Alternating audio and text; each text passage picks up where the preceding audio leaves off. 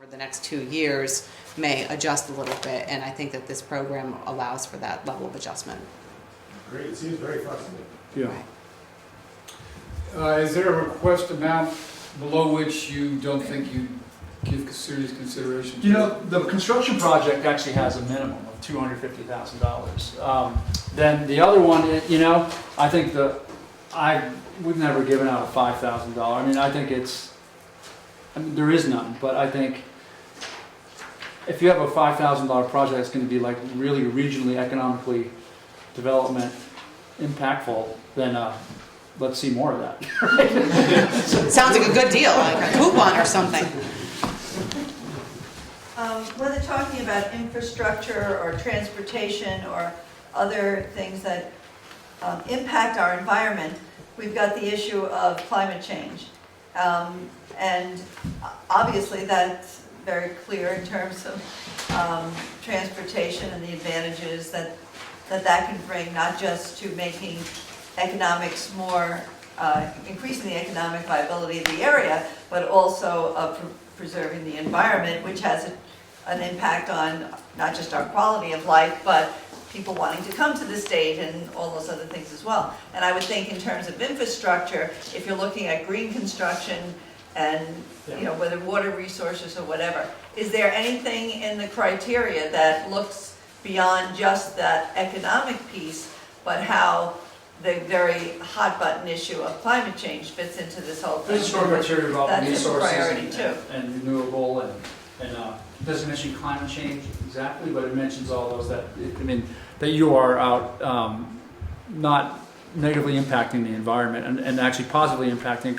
There's points Well, for that's that. right, it's a federal project, so we have to be worried about climate Correct, change, right? but state decided, so we don't. The federal government has no decision on any of these projects, by the way. So, so that does go a long way, and that's a good narrative to put in there, by the way. I mean, of course, it's going to be a positive way to look at, and we actually have people on our review team that look at that really strongly as well. So.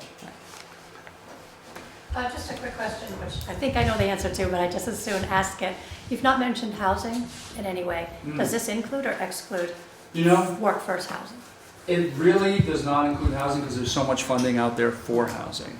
And so there's other pockets of money. So we really have not put housing in this realm. But we have people within our department with the Community Development Block Grant that does housing.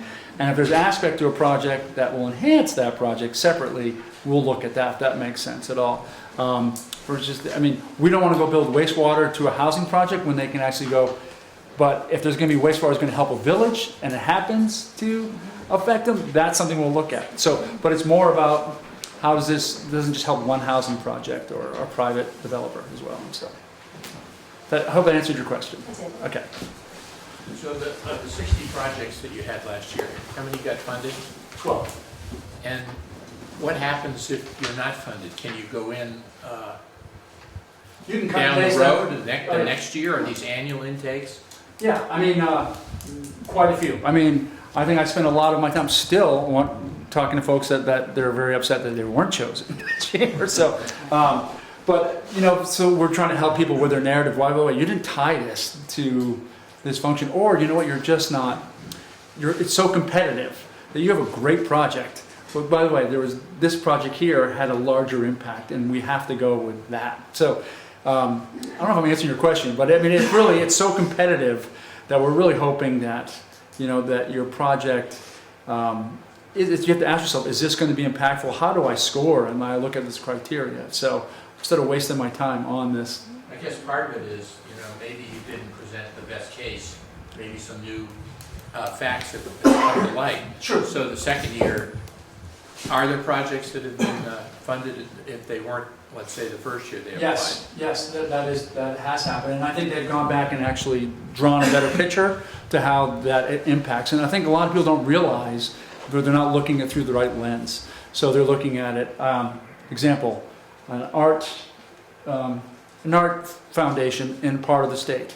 They wanted to build a new theater, and it was more about the way they wrote it. It looked like this was only helping out like the neighbors, right?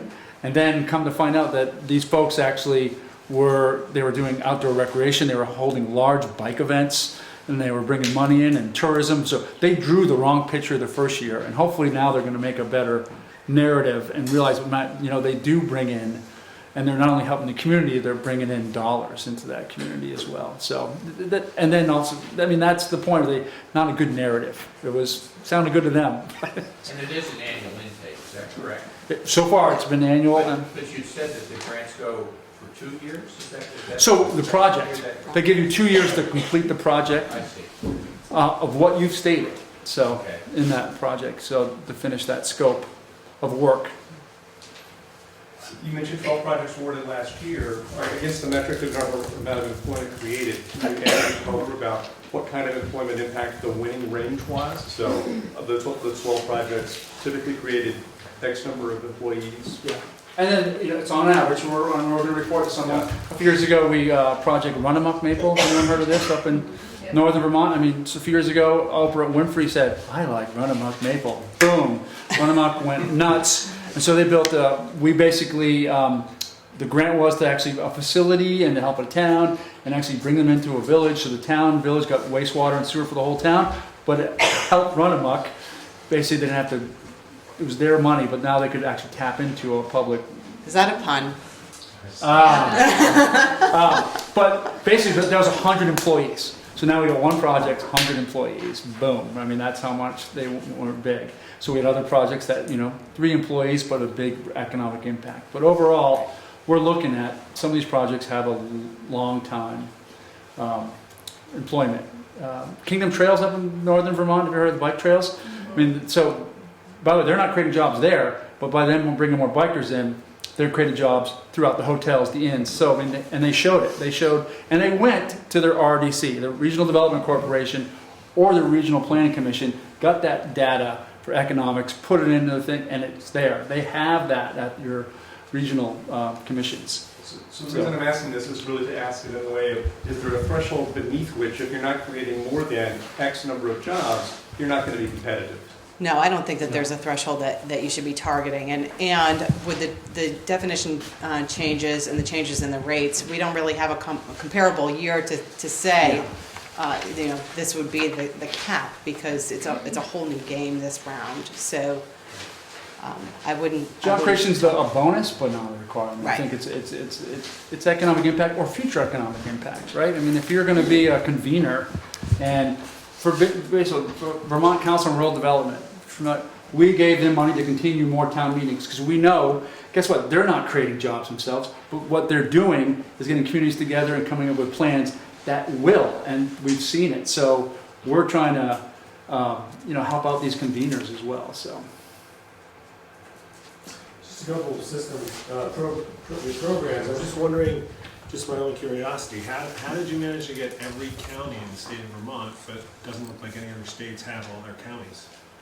Senator Patrick Leahy. They didn't have that senator. Yeah, no, it makes sense. He's very powerful. I think he winks. Yeah, I think they get the most military spending too, Yeah. All inclusive vests, all the helmets, triage Yeah. units. Not very violent stuff, but he pumps a lot of military money into the state. It's beautiful. So, weird two words to hold together. The other thing is 4.5 million in Vermont, more money, that's exciting, but do you think that will actually create more or less awardees? Well, when we moved it from 6 counties to every county, obviously the competition went out the roof, right? And then obviously we're going to also try to spread the love here, right? I mean, we want people and we want to impact all different parts of the region and the state. So to answer your question, yes, it's made it. It's $4.5 million, but now that we've upped the game to $1 million a project, I mean, one project can eat a quarter almost of how it works. So, so that's definitely going to impact. I mean, also, how many $1 million projects are we going to see applying this year too? That's going to be interesting, right? It's always the max, right? And so it has increased, to answer your question, right? So. Is it a yes or no award, or could you, if you asked for $1 million, could you award $500,000 or $600,000? We have what's they call partial funding, which I don't agree with. I don't know award's full, but they call it partial fund. We do that.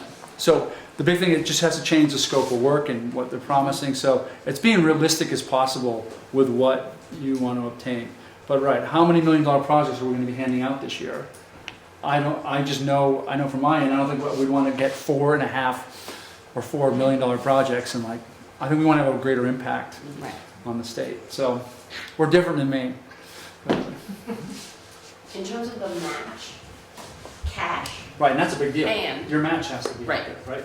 and does it have to be a new match for this project, or can you use, for instance, in our instance, a purchase price that actually happened in this calendar year? No, it has to be after the Moving notice to forward. proceed, correct. If you're using that money as the starting money to draw in those match dollars, let's say you don't get the full match, do you still get the partial grant? Like say you're looking for 200,000, you get 150, Right. do you still get the 150 of this money?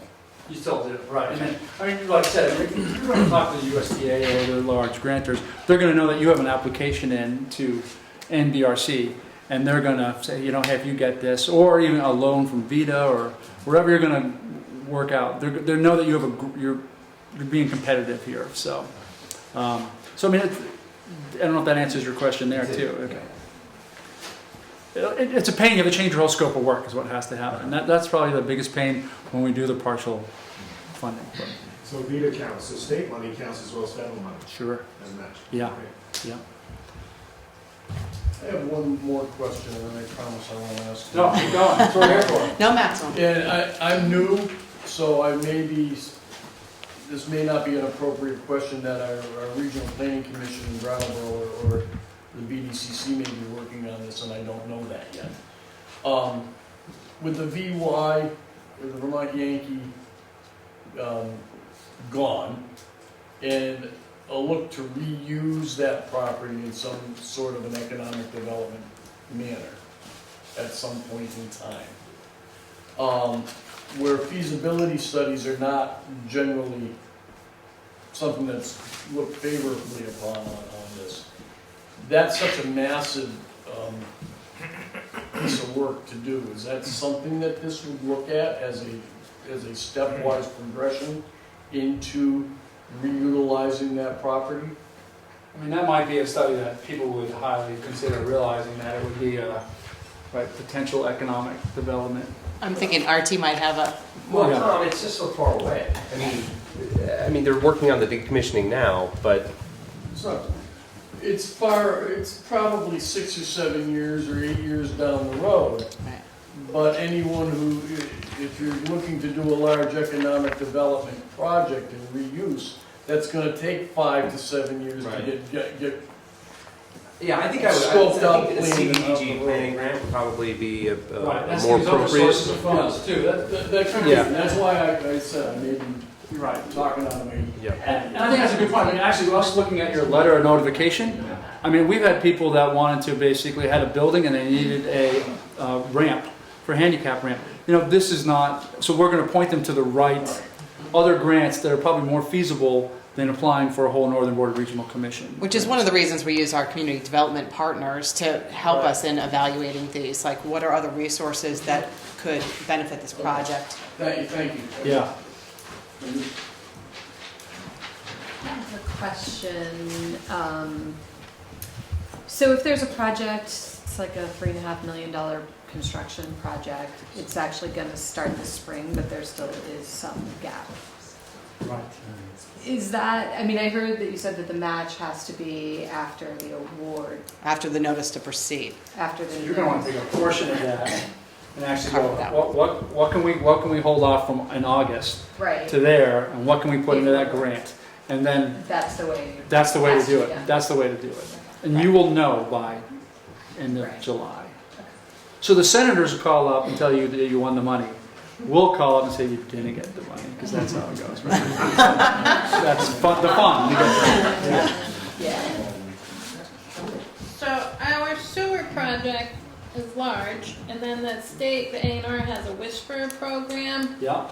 that would help with our flood resiliency project. So could we combine those two projects on a grant application? I think so, and what we didn't mention is, so we get a grant like your application in there, we send it to our agency partners in A&R and DEC to find out what do they know about this project and what stage are you at as well, and they're going to go, hey, this is what we think and this is ready, or sometimes they go, you know what, I think they'd be better off applying next year for where they are.